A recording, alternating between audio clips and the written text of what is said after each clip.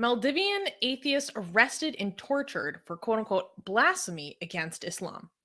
On September 10th, 2019, Mohammed Rustum Mushtaba, a leading atheist and human rights activist from the Maldives, was accused of producing blasphemous content against Islam on social media. Rustim fears imprisonment on blasphemy charges at an upcoming hearing on June 23rd. Rustim is known for pointing out religious texts' irrational and dangerous aspects. In confinement, he was beaten, not provided with proper food and clothing, and told that the blasphemers were the greatest sinners. Mushtaba was detained for more than 6 months without trial by the Maldivian authorities, in excess of his stipulated sentence, a clear violation of international human rights law. The Maldivian police performed psychological tests on Mushtaba at various clinics to ascertain if he was mentally ill for his atheist and secularist views. He was also abused for not fasting during the month of Ramadan.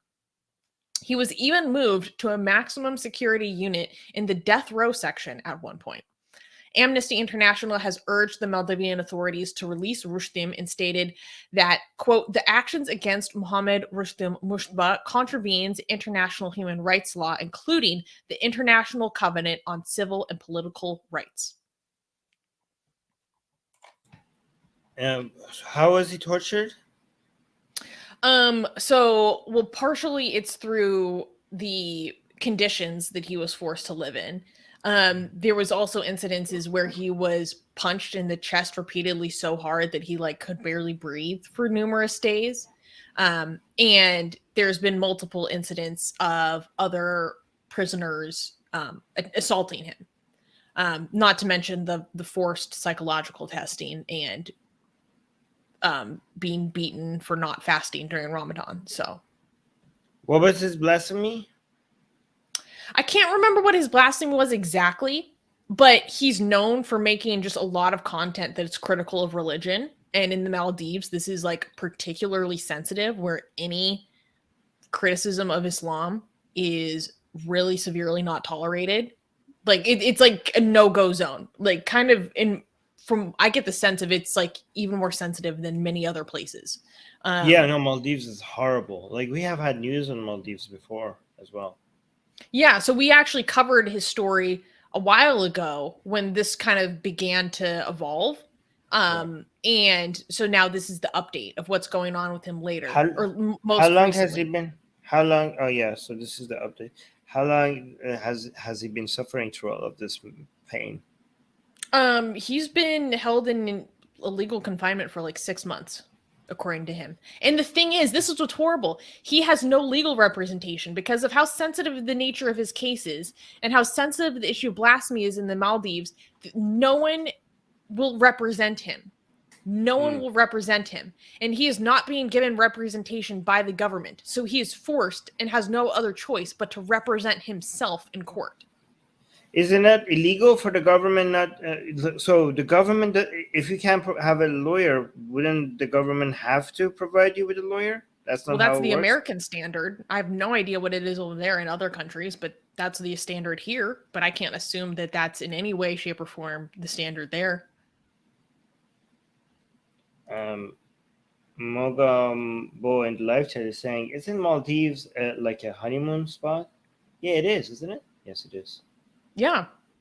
Well, here's the thing. It's one of the most stunning countries in the world, but it's also hell on earth for Maldivians, particularly ones who have any questioning whatsoever of Islam or the dictates upon their lifestyle. This is Maldives, okay? So it's heaven and hell next to each other, right? So it's like Maldives is heaven for tourists, but it's hell for a lot of people who actually live there. God, this is beautiful. Yeah, it's such a stark contrast. Wait, can I go to Maldives? I wouldn't. Oh my God, Armin, I would never let you go to the Maldives. Are you kidding me? I mean, isn't that what they do just to their own citizens? Anyways, but yeah, I bet you a whole bunch of people when they go to Maldives, they have no idea that, because they have a lot of Islamic countries have done, that are touristy, have done a very good job at creating a wall between what tourists see and what other people who live there see. Like What they so much so that experience. yeah, so much so that you go through that entire place, like you might not even know that this country was Islamic by the end of your trip. Yeah. Yeah. So I also wanted to talk about this because on wait, let me post this in the chat just a second. On June 23rd, the Council of Ex-Muslims of Britain and the Ex-Muslims International, the global coalition of ex-Muslim organizations, have condemned his persecution. And so on the day where he's supposed to have his trial or his next court hearing, June 23rd, they're putting an open call for people to do a social media storm in support of him.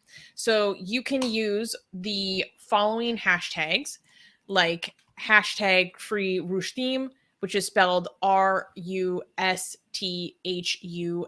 or hashtag jail Rustim no more, hashtag end Maldives blasphemy law, or hashtag blasphemy is not a crime, to try to get the message out there, try to show global support for Mujtaba while he's going through this whole ordeal, because we really need, like, I cannot explain to people how much actually putting forward the effort to show that there are people paying attention to cases like this makes a difference to authorities. To them, they're like, this is just one individual who's a deviant, who has like no support. Like, he can't even get a lawyer, right?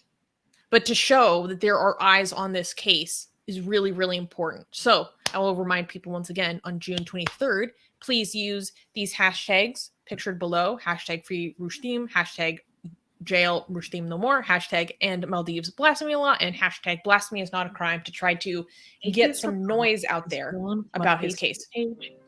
Oh, wait, hold on. There's something playing. 1 second. All right. Yeah, I could hear myself for a second. Yeah, but then I muted it, right? Got fixed? Mm-hmm. All right. Yes, thank you guys. So yeah, please make sure you use that hashtag. We have already used those hashtags in our social media. Not yet, because it's for June 23rd. Okay, so when we put out the tweet of this video as well, we should use those hashtags so people could use this video as a way to get the understanding of what's happening. Mm-hmm. Okay. Oh, Bread of Life is saying thank you for supporting him. Well, thank you as well. You know, this is what I love about the Atheist Republic community, is like, we really like to get involved globally. That's why I joined, you know? Yeah. Yeah. Oh, this is a really nice comment from Stormy. She's saying, it is people like him who can unleash enlightenment in these societies, but they keep jailing them and killing them. This is why these societies will never get anywhere. This is, you know... Never say never. Never say never, but I mean, this... No, it does take individuals like this to pay the price. Right. Also, try to progress their communities. He did all of this knowing that this is the price he could pay, right? Mm-hmm. Yeah, so this guy's a hero, right? Basically. Maldivian atheists face severe threats to their safety. Yeah, and they still do what they do, so that's crazy. That's amazing. Yeah. Anyways, I hope. So thank you for following up with the story. Like, we will. I think Susanna will continue monitoring what happens with this guy. So thank you so much, Susanna. Like, honestly, like, a lot of people wouldn't have any clue about any of this happening if you weren't covering it. So thank you for that. Oh. Atheist Republic needs your help. We've been the target of many legal attacks by Hindu nationalists ever since our founder, Armin Navabi, blasphemed against Hindu deities. We have retained legal counsel to help us defend our access to our community in India. We have started a fundraiser that will help us afford to tackle many legal issues, including judicial harassment and censorship. Whatever you can contribute will go a long ways in helping us in this fight. Link in the description below.